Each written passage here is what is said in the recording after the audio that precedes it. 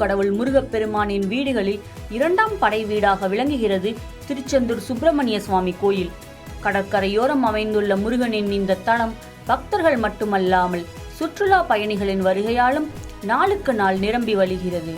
அதிலும் திருவிழா மற்றும் விடுமுறை நாட்களில் பல்வேறு மாவட்டங்கள், மாநிலங்களிலிருந்து லட்சக்கணக்கான பக்தர்கள் வருகை தந்து முருகனை தரிசனம் செய்கின்றனர்.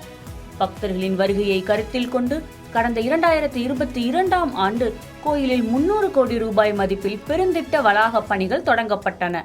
இதில் கோயில் ராஜகோபுரம், கோயிலின் வெளிப்பிரகாரம், கோயிலை சுற்றியிருந்த பக்தர்கள் தங்கும் அறைகள் என அனைத்தும் புதுப்பிக்கப்பட்டு தற்போது பணிகள் இறுதிக்கட்டத்தை எட்டியுள்ளது. இத்துடன் திருச்செந்தூர் சுப்பிரமணிய சுவாமி கோயிலில் குடமுழுக்கு நடத்துவதற்கும் ஏற்பாடுகள் செய்யப்பட்டன.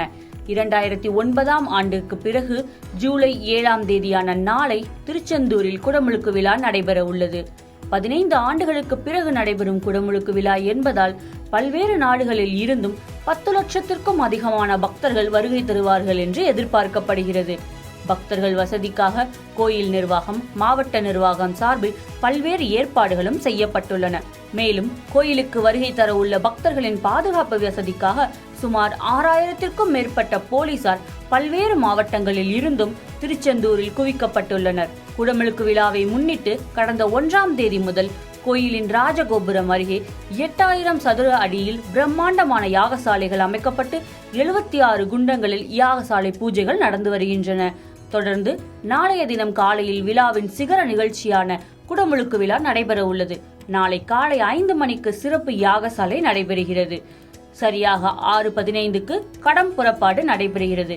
மேள தாளங்கள் முழங்க 37 ஆண்டுகளுக்கு பிறகு கோயிலின் மேற்கு வாசல் திறக்கப்பட்டு அதன் வழியாக கடம் புறப்பாடு நடைபெறுகிறது. தொடர்ந்து 6:50 மணிக்குள் ராஜகோபுரத்தில் உள்ள 9 கலசங்களுக்கும் போத்திகள் புனித நீர் ஊற்றி குடமுழுக்கு நடத்துவார்கள். அதே நேரத்தில் மூலவர், சண்முகம், வள்ளி, தெய்வானை மற்றும் பெருமாள், நடராஜர் என அனைத்து பரிவார தெய்வங்களுக்கும் ஒரே நேரத்தில் குடமுழுக்கு விழா நடைபெற உள்ளது.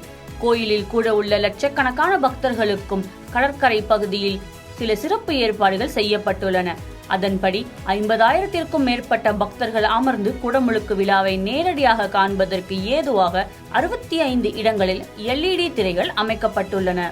நாளை அதிகாலை நேரத்தில் கோயிலில் குடமுழுக்கு விழா நடைபெற உள்ளதால் இன்று மதியத்திற்கு மேல் கோயிலில் தரிசனம் செய்ய அனுமதி கிடையாது என்று கோயில் நிர்வாகம் தெரிவித்துள்ளது.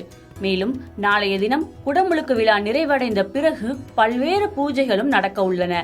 அதன் பிறகு பக்தர்கள் தரிசனம் செய்ய அவர்கள் அனுமதிக்கப்படும் நேரம் தெரிவிக்கப்படும் என்று கூறப்பட்டுள்ளது. பொதுவாகவே திருச்செந்தூர் முருகன் கோயிலில் ஆவணி திருவிழா, பங்குனி உத்திரம், மாசி திருவிழா, வைகாசி விசாகம், கந்தசஷ்டி போன்ற விழாக்கள் வெகு விமர்சையாக நடைபெறும். இதில் கோயில் குடமுழுக்கு விழா என்றால் சொல்லவா வேண்டும்? முருகனை வேண்டி வந்தால் தங்களுக்கு வேண்டிய வரங்கள் கிடைக்கும் என்பது மக்களின் அசைக்க முடியாத நம்பிக்கை. வாழ்வின் எல்லா நன்மைகளும் கிடைக்கும் என்ற முருக பக்தர்களின் அந்த நம்பிக்கை நிச்சயம் நாளை கோயிலின் அருகினில் கூடிய கூட்டங்கள் தலையா கடல் அலையா என்று முருகனையே மனமுருகச் செய்யும். அதில் சந்தேகமே இல்லை.